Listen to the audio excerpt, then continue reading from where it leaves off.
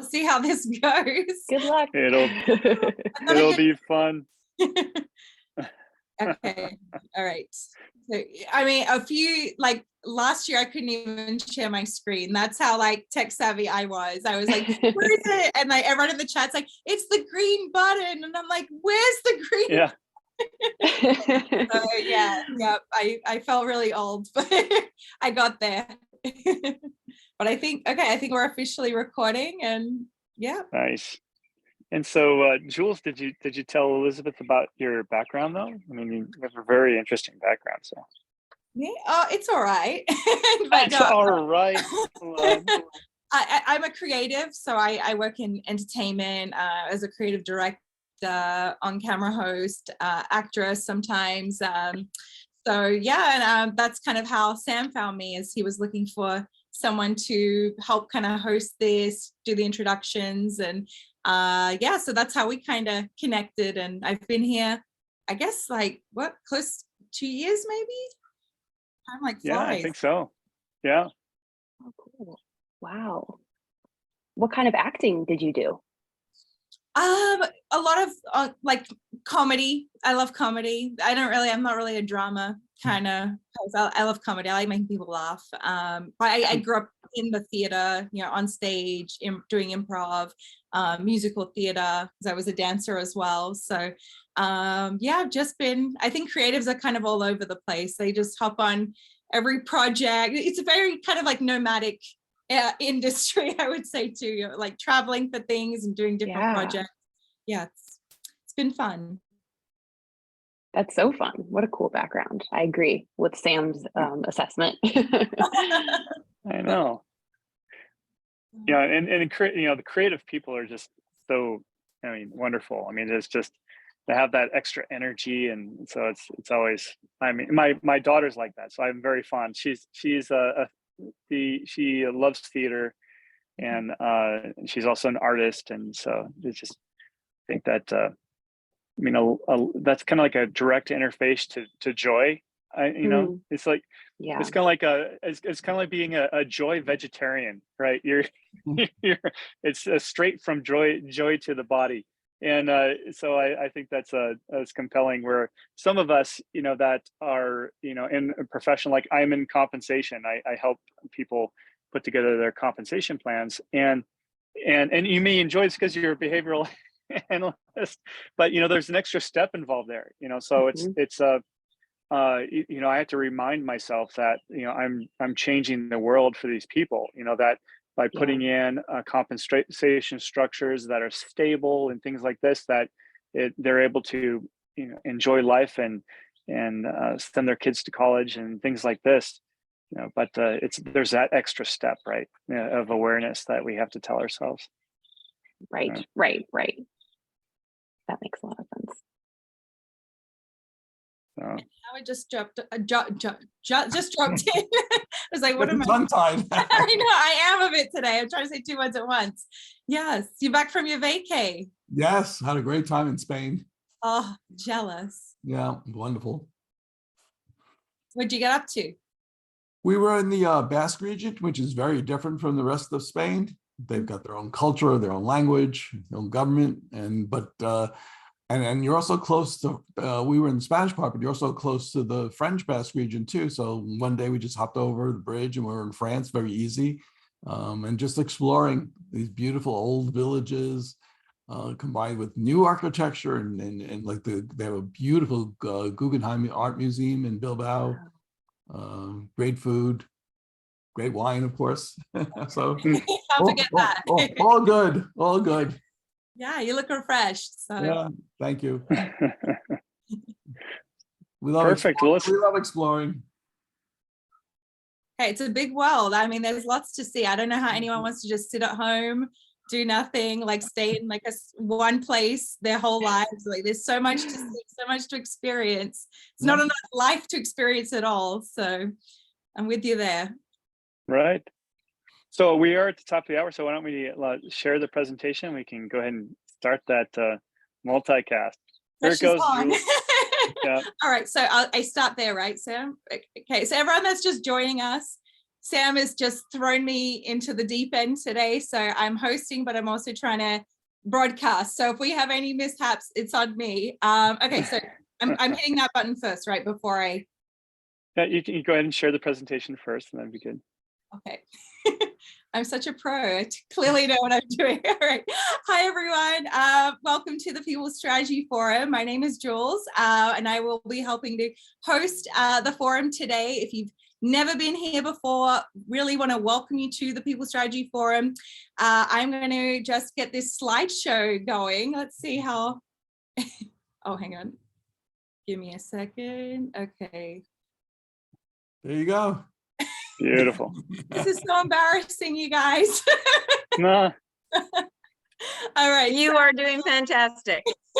It's hard to run behind the scenes and talk at the same time, funnily enough. And we're meant to be good at multitasking. But anyway, here we are. Again, my name is Jules, the People Strategy Forum. We get together each and every week, and we always have an awesome guest speaker. So today we are discussing the 6 strategies that top companies are using to develop their leaders with Elizabeth Weingarten, who I will introduce in a moment.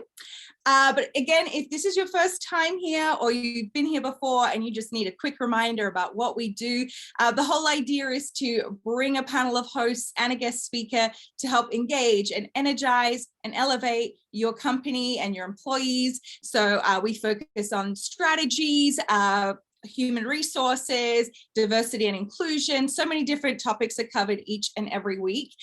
So we do this live on Zoom. We stream out to a bunch of different platforms like YouTube, LinkedIn, and then we are also a podcast as well. So if you need to check out the podcast because maybe you can't hop on live, there's plenty of options. Now, I did say that we do have a panel of hosts, so let me introduce you to everyone. We have Shah, who is a former HR professional turned entrepreneur. She is an expert when it comes to starting and running small businesses. She's worked in the health advocacy space, and now she's venturing into seniors and helping seniors through her new company, which is Mountain and Sea Strategy.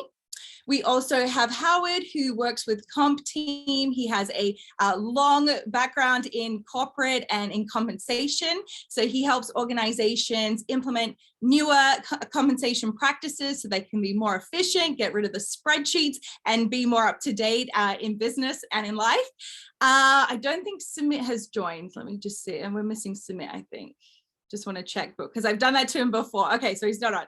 All right, and we also have Sam, who is the founder and CEO of Comp Team. He's also a global certified compensation consultant. So his company and Sam as well, they help companies really just implement new and improved rewards programs for their talent. They help with talent management and compensation, of course. So, oops, okay. I'm not doing good, guys, but that's all right. We keep it going.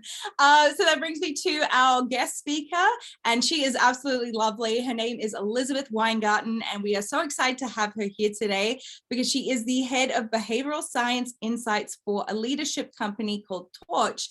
She has been working with this company for a while, but she also has a journalist background as well. So she does do a lot of freelance journalism for multiple publications, including the Chicago Tribune, CNN, The Atlantic, and many more. And she actually has shared and presented her work to some large organizations, including the United Nations and South by Southwest. So we're very excited to have her here. If you do have any questions at all during this presentation, go ahead and write it into the chat for us. I'm going to stop sharing my screen. There we go. So again, write it into the chat and we'll get those questions answered for you. And Elizabeth, thank you again so much for being here with us today. Yeah, it's a pleasure to be here. Thanks so much for the introduction. So Elizabeth, I mean, just love to hear about your background. So, first of all, just a thing about behavioral science. I mean, when I started my career, it wasn't quite a thing that I was aware of, at least. And then of course, my wife being European, I go to Europe a lot, and they have. I started hearing some of my colleagues over there express that they were getting into behavioral science, but I think they called it, of course they called it something else because it's a different language, right? But and then I started seeing this happen in the U.S. With companies and come out about 10 years ago. So what generated your interest in behavioral science, and what led you to that career? Yeah, it's a great question. So I will say when I was in college, I remember taking um, a social psychology class. I'm actually thinking, this was probably my first exposure to anything in the behavioral sciences, and thinking that it was really boring, honestly. And I kind of ignored it and thought, oh, well, I thought maybe that could be interesting, but not so much. And I kind of went on my way, and I was at the time, I was pursuing a degree in journalism. And of course, journalism at its core is a lot of times about understanding human motivation, right? It's about understanding, why are people over there doing that thing? And why does that thing matter to all of us? And how do we kind of ask people questions to get at the heart of what's going on? But I didn't really see those connections at the time. All I knew is that was kind of a boring class, and let's move on. Later on in my career, so I kind of started out more traditionally as a journalist. So I worked at publications like The Atlantic and at Slate. And then I found my way to a think tank called New America. And at that point, I was really starting to kind of develop more of a focused interest in doing journalism and research on gender equality. This was something that I became really interested in during a study abroad program. I went to Doha, Qatar, in the Gulf, and when I was there, was doing a lot of reporting on gender inequality, and particularly looking at kind of women in the Middle East and the kind of gender distinctions and opportunity for women in that region of the world. But then coming back to the US and realizing, you know what, there's also a long way that we have to go here too, and that this is, there are some kind of similarities in some of the global issues that we're facing. So I had started to really get interested in that subject in my career. And when I was at this think tank, started to develop this program called the Global Gender Equality or Global Gender Parity Initiative. And while I was doing that, and I'm curious if you all have had this experience, I read a book that completely kind of changed my worldview in my life. And that book was called What Works? Gender Equality by Design. And it was written by a behavioral economist at Harvard. Her name was Iris Bonet. And Iris really took this subject of gender equality and combined it with behavioral science. And what she did was she really kind of completely changed the way that I saw what I thought were kind of the solutions to the problems of gender equality. Up until that point, I had really seen or thought, as a journalist, I can raise awareness about these issues. I can help people understand them. I can kind of educate, right? And that would be kind of a solution to some of the problems that we were seeing in the world. And what Iris's book and what this whole field really helped me see is that is only part of the equation. And they, behavioral economists talk about this a lot, but that, you really have to consider how are our environments really shaping our behavior? How are the kind of systems and structures that undergird our lives? How are those actually influencing our behaviors much more than kind of, or sometimes equally as much as just kind of our individual personalities or kind of the things that we think we want to do. So from there, my mind was kind of opened up to this whole new way of thinking about these problems that I had been wanting to solve through journalism and through research. And I really kind of pivoted my career at that point and started working at an applied behavioral science firm, became managing editor at a magazine called Behavioral Scientist, just trying to learn as much as I could about the field. So that was really kind of how I became interested. It was all due to a book that really kind of changed the way that I saw the world, and then just kind of that curiosity and just kind of following that curiosity.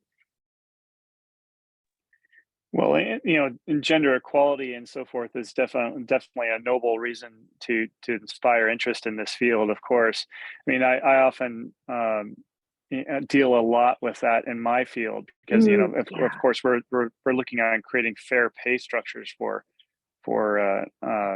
individuals, whether it's gender based or ethnicity and so forth. So just setting up that infrastructure is important. So in your experience as a behavioral scientist, how have things changed over the years to create an infrastructure to where we can really study the science and behavior overall? You know, I think, and you're talking about specifically in the workplace or just in general? Well, let's just talk about in general first, and then we can kind of move into the workplace area. Yeah, so I mean, one of the big changes for me is just a um, more of an understanding and an emphasis on um, learning from those environmental and kind of structural and systemic influences. I think that, 10, 15 years ago, you didn't hear as much conversation, particularly in the kind of DEI space, about the importance of understanding kind of what are the systems and what are the structures that we need to understand and we need to shift in order to kind of see differences in equality and outcomes at an organizational level.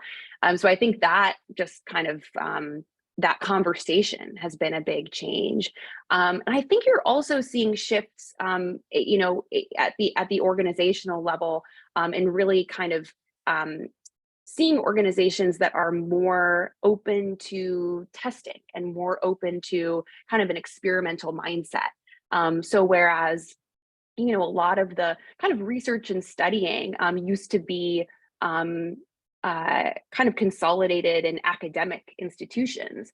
Now, I think with the kind of applied behavioral science movement, you're seeing a lot more organizations say, hey, we want to actually try out some of these interventions and see if they work here. And so kind of really taking that experimental mindset and applying it to challenges in the workplace. And that's where I think you're seeing a lot of folks maybe coming from academia or coming from different backgrounds, working in different places and kind of applying that kind of scientific method. But, in an accelerated and kind of different way to see if, hey, can we maybe try to solve some of these problems using interventions that we know have worked in other places.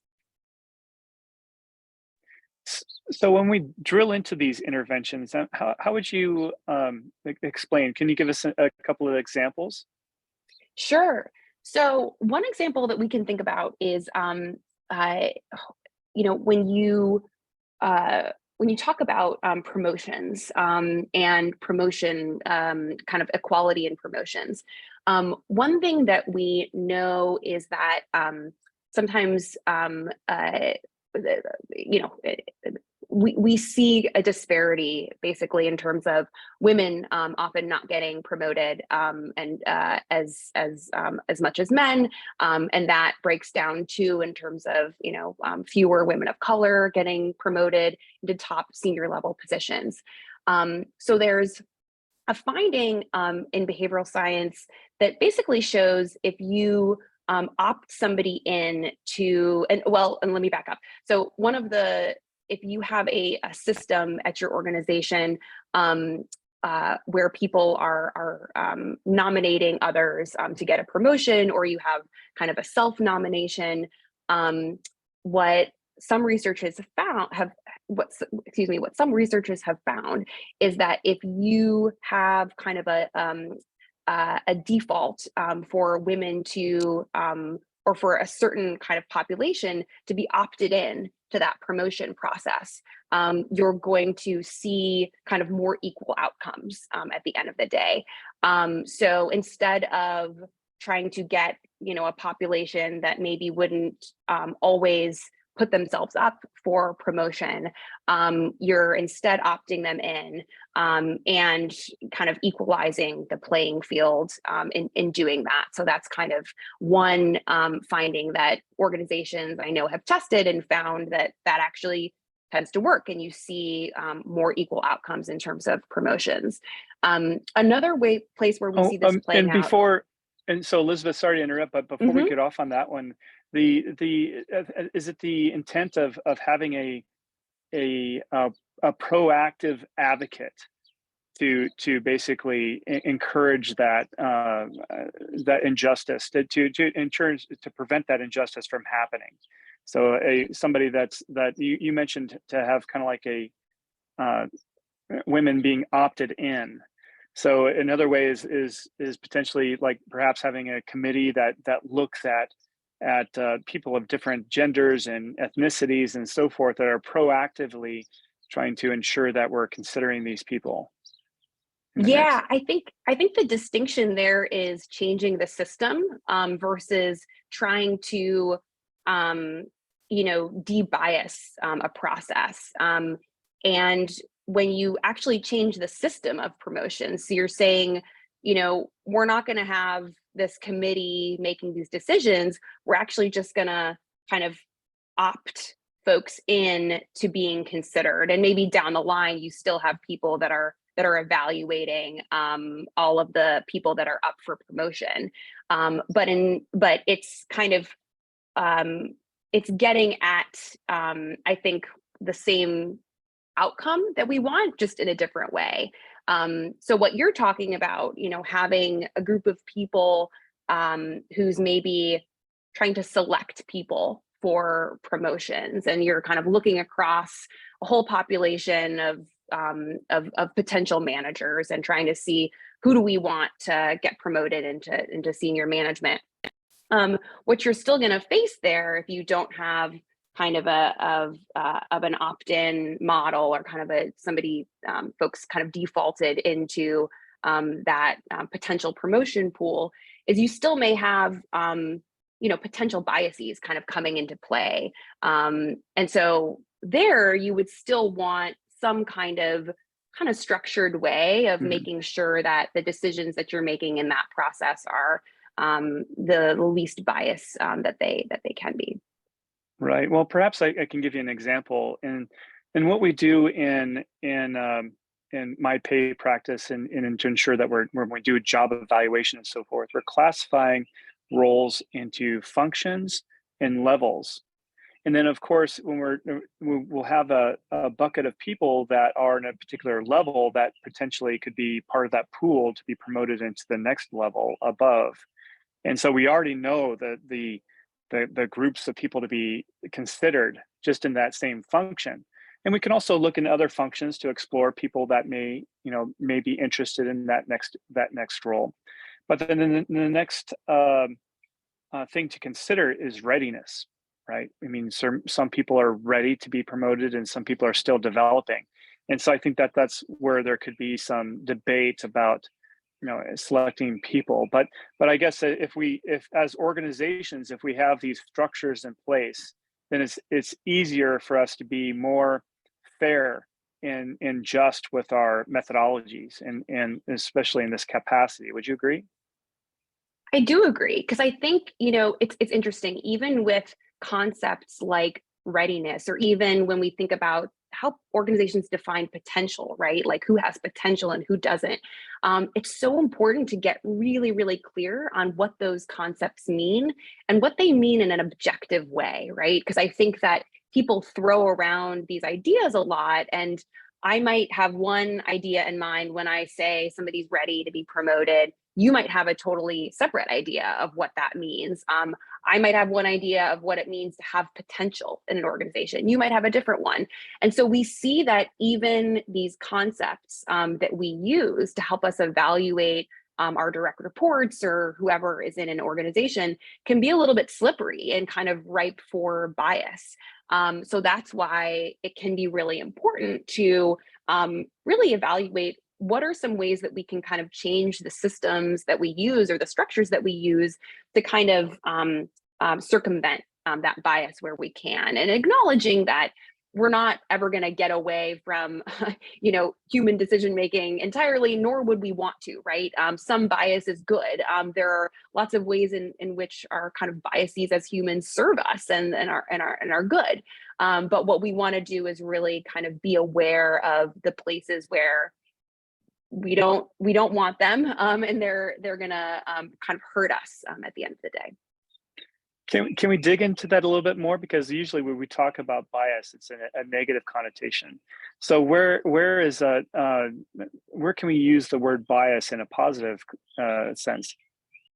Yeah, so I guess when we think about biases, biases and kind of heuristics or like shortcuts can really are tools that we use all the time to help us make decisions in our life. So you I think we developed the kind of decision making shortcuts that we have because there's so much information coming at us all day, every day. We don't have time a lot of times to fully evaluate, well, what are the pros and cons of responding to this email, or what should I order for this meal, or what should I wear this, like there are so many decisions that we're making during the day. And so we've come up with basically kind of shortcuts that help us evaluate whether to do something or not to do something, or what choice to make. And so sometimes those choices are good and they kind of lead us in the right direction. If you are approached by somebody who kind of seems like they are, you get kind of an instinct that this person,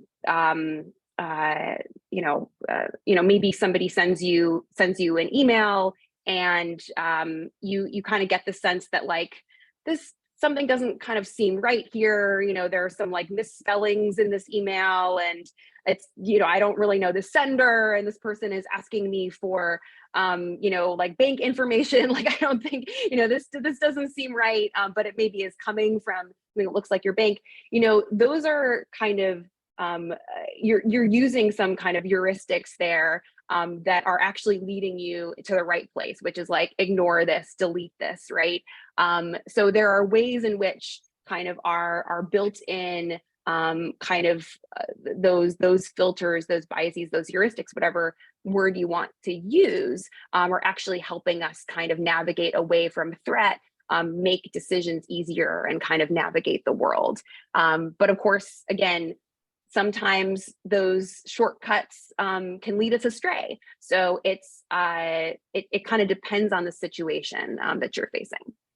So I would love to to tap Howard on the shoulder here, and this is in a non-human perspective, but when we're talking about using bias, because when we think about systems, so I think that Howard, in when sometimes we look at systems, I mean, there's those systems that are our favorites, and then we advise clients on and so forth. But I think that sometimes where bias might creep in is that we're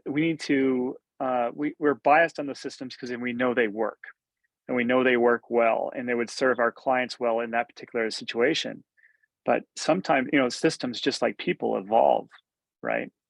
And so sometimes we need to be aware of that bias and take another glance. What do you think, Howard? You're right. And, we all have biases that are built in, unconscious, innate. And I think what's, critical when we're working with our clients is really digging deep and understanding their issues, their concerns, and putting that first above our personal biases. I mean, sure, we by experience, we're going to know what solutions might be the best fit, but the first starting place is really trying to put that aside and get at the heart of their issues.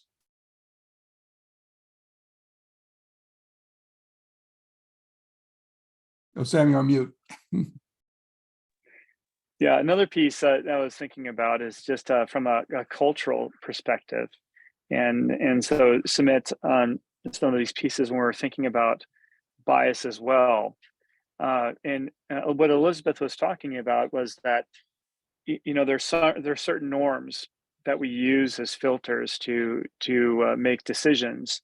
And some of that is when we're looking from a cultural perspective, you know, I think there's a sense of awareness that we need to come up with when we're speaking from a particular culture and then relating it to another culture.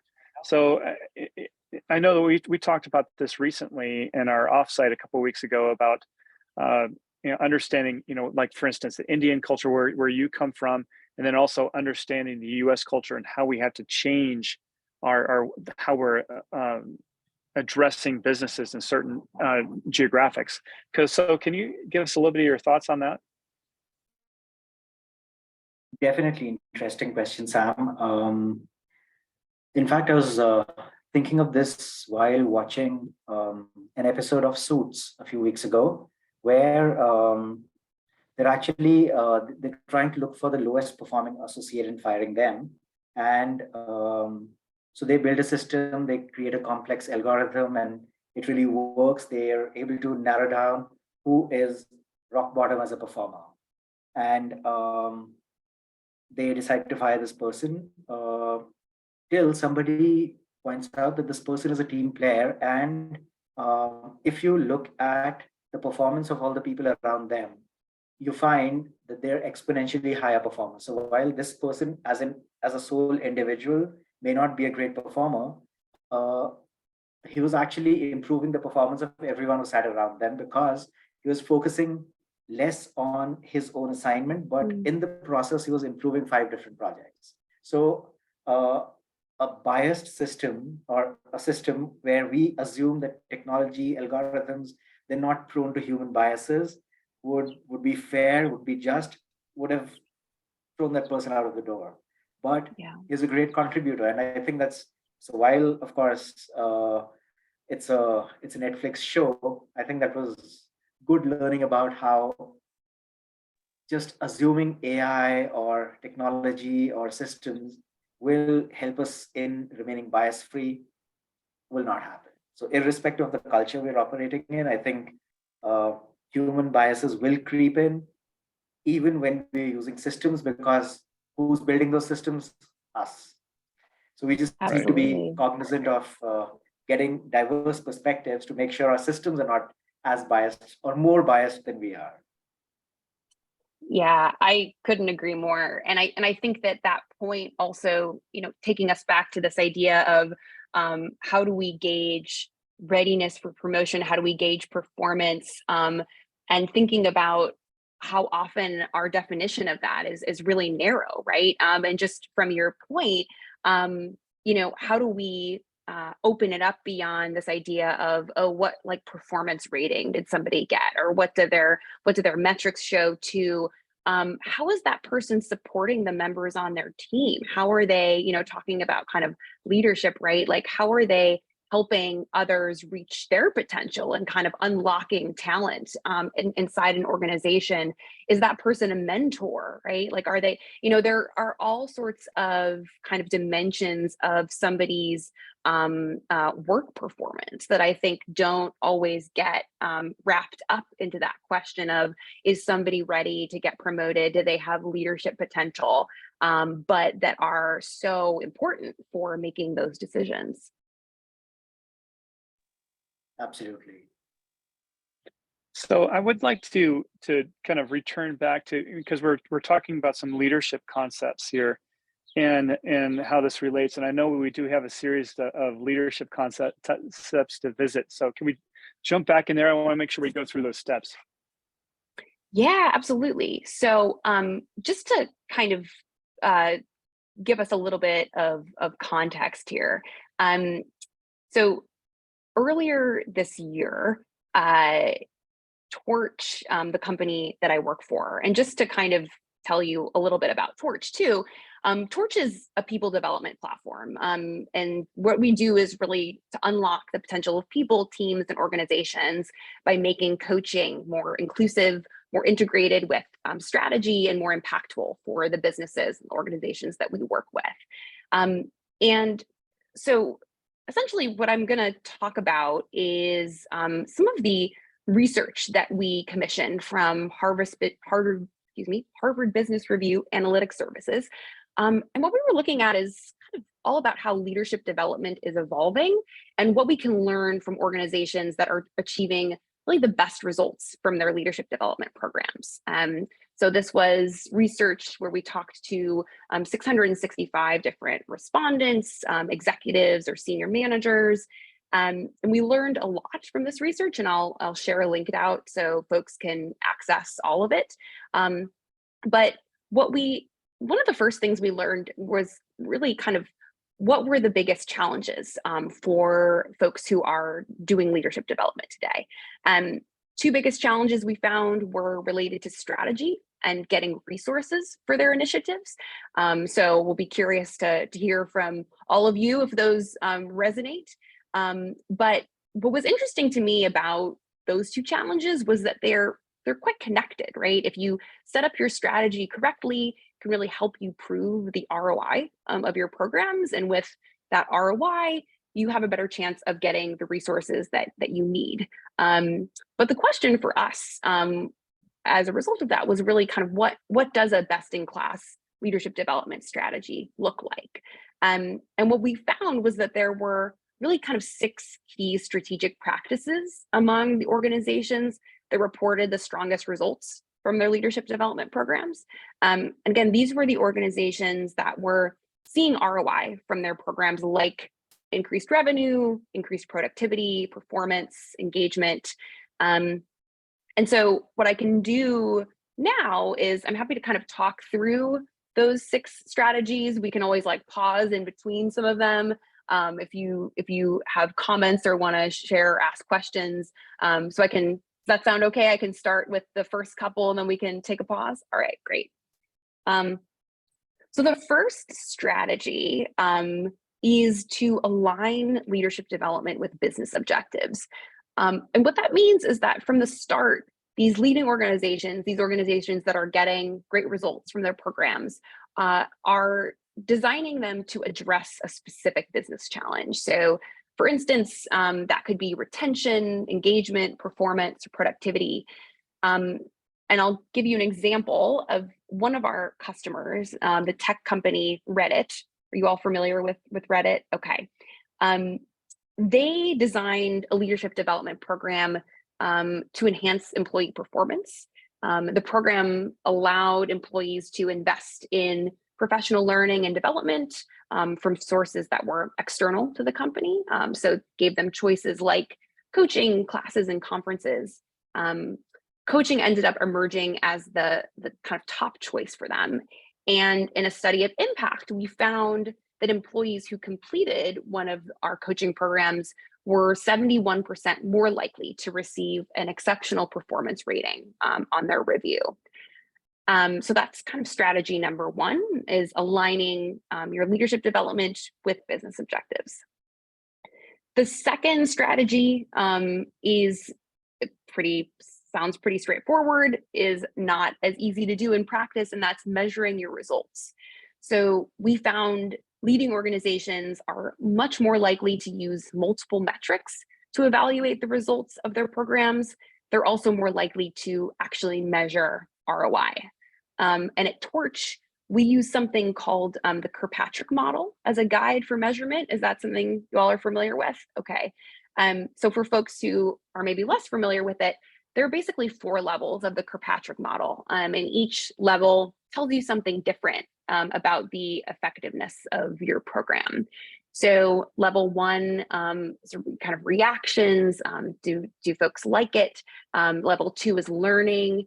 Level 3 is behavior change. Level 4 is business results. I won't go into too many details on this. Of course, we can dig in a little bit more if you're interested in it, but the 4th step is really what I want to focus on. That's often the hardest step, that business results level. That's the one that can be most impactful for the business. And again, to kind of go back to that Reddit example, we worked with them at the start to identify the key metrics that they wanted to measure to show ROI as a result of their programs. And so we looked at retention, promotion, and performance, and set up a study that allowed us to compare the results of people who went through the programs against a similar group or a control group.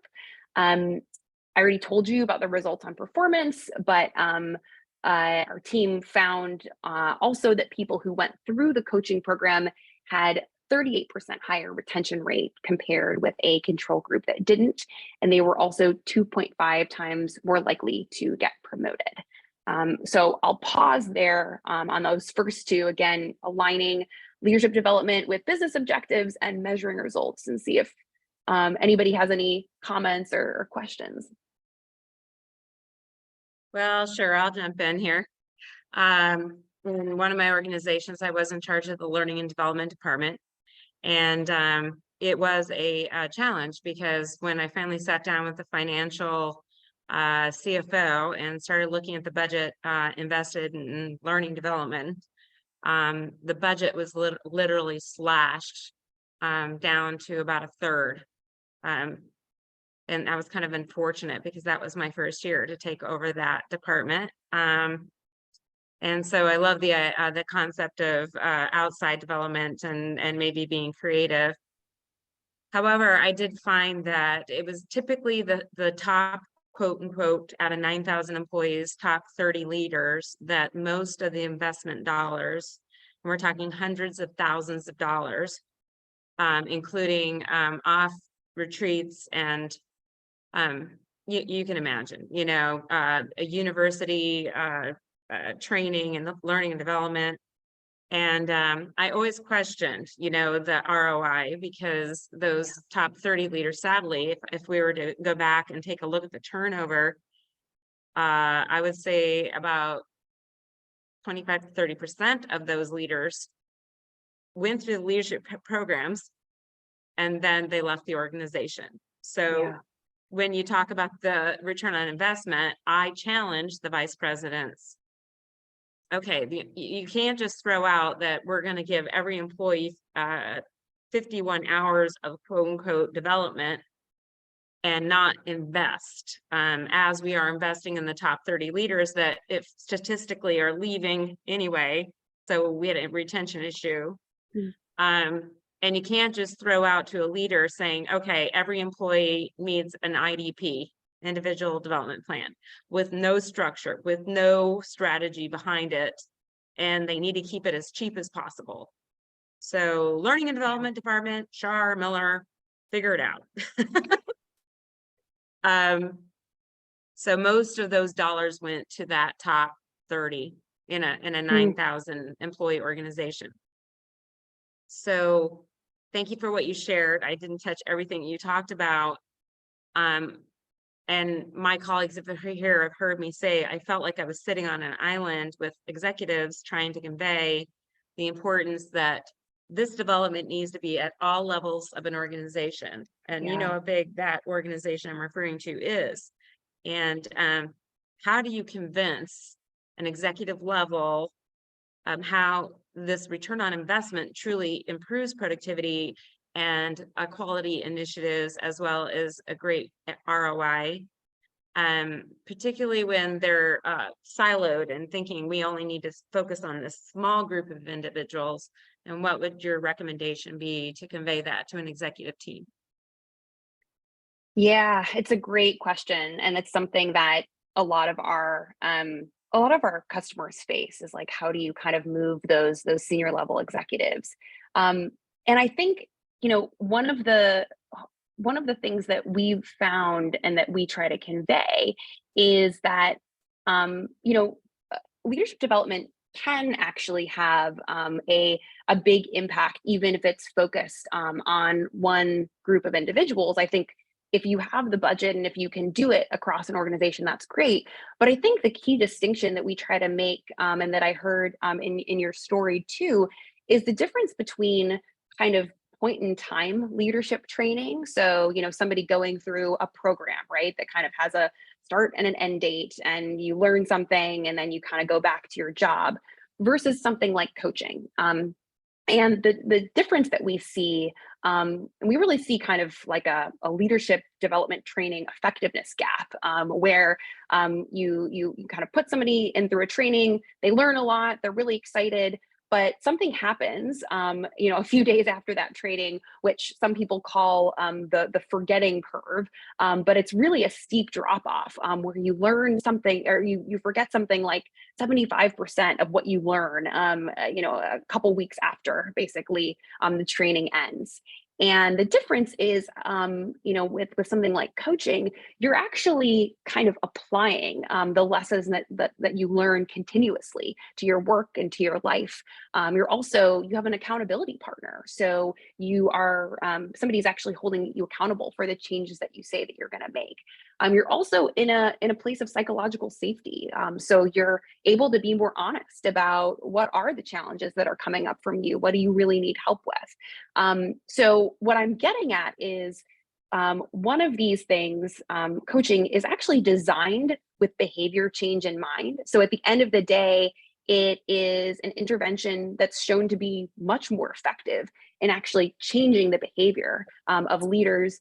And what we found is that change can actually have a ripple effect across the organization. So you have leaders changing, and then you have folks on their teams changing. And then you see that change kind of rippling across to broader organizational impact.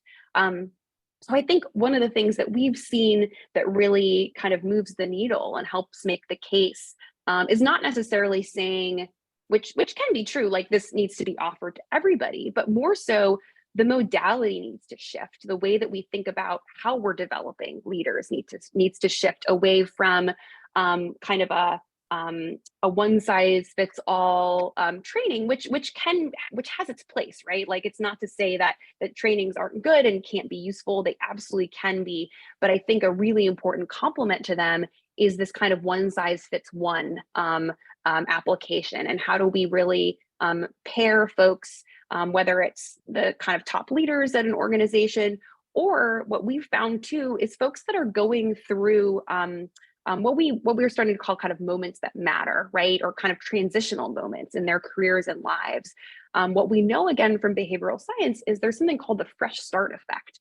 And so when you are kind of going through a change, and it feels like you're almost passing like a temporal or a time-based landmark, right? So whether it's like the start of a new year, or you're going out on parental leave, or you're becoming a new manager, all of these are these moments in time where, because time kind of seems separated, it's like the kind of old me versus the new me, you're actually more likely to change your behavior in those periods. And so coaching can be an especially effective kind of thing to throw into the mix for folks that are in those periods. So I would say that to me, it's about kind of sharing some of those narratives, kind of changing some of those mindsets. And what we also have found in terms of kind of working with senior executives is if you, a couple of my colleagues have called it the water cooler effect, which is if you get folks around that executive the experience of coaching, and they're able to kind of really experience for themselves what that kind of transformational change feels like, and kind of the changes that they're seeing on their team, and encourage them to talk about it with others and talk about it with those executives, then you have this kind of social influence thing happening, right? Where the executives are saying, hey, that actually sounds pretty good. Maybe I should have that experience, or maybe I should do that. So those are all of the things that I would offer up. I don't know if any of that resonates, and I'm curious if other folks have thoughts too. Yeah, I do think it's excellent. Our executives all had executive coaches, and even at one point I had my own executive coach because I was in training to be a chief HR officer. So I definitely utilized that personal coaching, which I really needed that year. However, I was also trying to influence kind of a leaders as coach concept. And in my opinion, now with new technology like AI, and Sam and his team hosted an excellent conference just a week ago, shortly. Anyway, I think now that technology is going to help our leaders be more effective with writing, communication, performance management, job description review, compensation, etc. I think we can help our leaders pull themselves from their offices and cubicles or wherever they're sits, or corner offices, wherever, and become a leaders as coach. So the competency to be a coach, in my opinion, every leader should be a coach. Yeah. And every leader should have the competencies to learn how to coach, because every leader is, and Sumit's going to love this, every leader is like a sports team coach. And that's what they do. They should be on the sidelines, rooting their team along in a positive way, and sometimes a more direct way to improve performance, because that's what a leader really should be doing. And in my opinion, instead of managing up all the time and impressing the higher ups, I think it's more important to be impressing your direct reports and giving them the personal love and attention and focus. And that really doesn't cost a lot. It's just a matter of changing the mindset and direction of what a leader is and what their day-to-day responsibilities are. And I assume you agree, Elizabeth. I completely agree. And I think that what we're seeing too, you're pointing to what we call it towards relational skills, right? Like in the past, I think we talked about them as soft skills, but that kind of devalues the importance, I think, that these skills have in the modern workplace. And those skills are crucially important. You know, just being able to actually actively listen, right? To ask great questions, to really kind of understand what motivates your teammates. How do you inspire a team? How do you communicate in the most effective way for different types of people? And that actually brings me to the next practice, which we see these kind of successful organizations utilizing, which is investing in relationship-based leadership development initiatives. So that means coaching, that also means mentoring. So we saw that leading organizations, they weren't just more likely to leverage those types of programs, they were also more likely to cite those programs as their most effective. And I talked about this earlier, but this wasn't too surprising to us, because coaching, you know, much more so than these kind of traditional leadership training programs, the kind of one day spent in a training, are really designed to change behavior. And again, they do that by holding leaders accountable for changes, creating that psychologically safe space for learning and exploration, and helping folks apply what they learn directly to their work. The next piece that I do want to bring up here, and then we can maybe pause again, although I know we're running short on time, so I can kind of run through the rest of them and then maybe stop for more comments and questions. The next practice we found was ensuring consistency. So leading organizations being more likely to have organizational controls in place to make sure that their programs are delivered and managed consistently. And consistency is valuable in part because it really helps leaders measure that effectiveness and that ROI over time. And ultimately, we found that can give folks the kind of ammunition that they need to be able to secure that sustainable funding. The next practice that I'll share is the importance of customizing to an organization's needs. So we found leading organizations really don't rely on out-of-the-box programs. So instead, they're really working to tailor their approach to the unique culture of the workplace. And again, that concept of culture and context comes up. So we can dig into that. And the final one, and this is maybe one that we'll also want to dig into, is the importance of designing your strategy and your programs inclusively. So we found leading organizations are also more likely to use a broader range of methods to identify potential participants for programs in service of really promoting diversity, equity, and inclusion. And they're also more likely to offer development opportunities to people across different levels. So what we know is that organizations understand this isn't just the right thing to do for their businesses, but of course the smart thing. Inclusive development, we know, has clear links to business outcomes like retention, engagement and performance. But the final thing I'll say here is that even though we all, so many of us know this today, from our research, we also found that nearly half of organizational leaders thought they could be designing their programs more inclusively. So there was kind of a gap between, where they are and where they want it to be.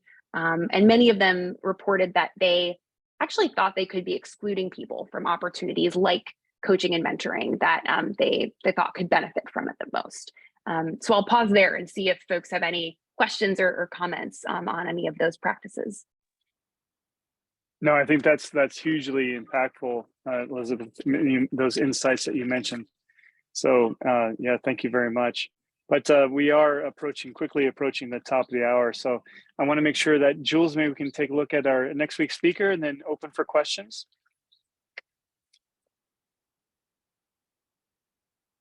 Perfect. Well, we have John Barnes. John Barnes is going to talk to us about personal branding for employee engagement and retention. And so I think this is a great segue as we're looking at being an impactful leader, and then also having a personal brand that really brings out that connection with people. So I think that's super important. But Elizabeth, as you look at our topic for next week, what comes to mind as a key question or concept that you would bring up for John?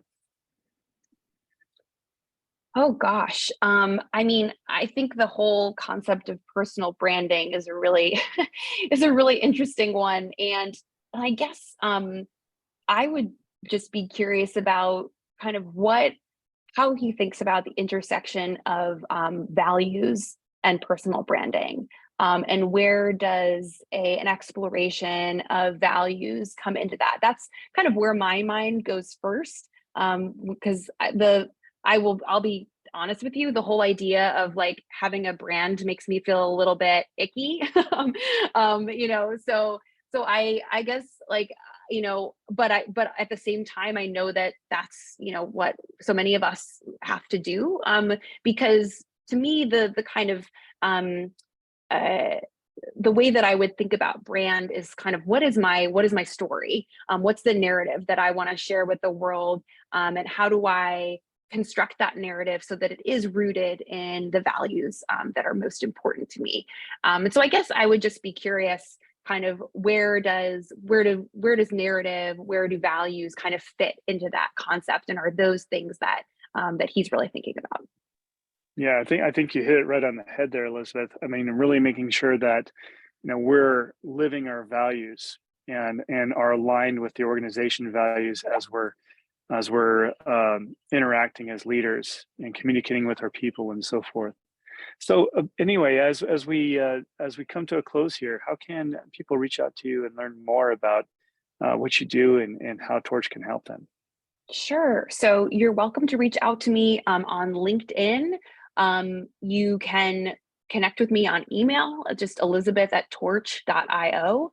And I also wanted to share, so I mentioned just kind of the kind of tip of the iceberg with our research, but I also have the link to it if folks want to read more.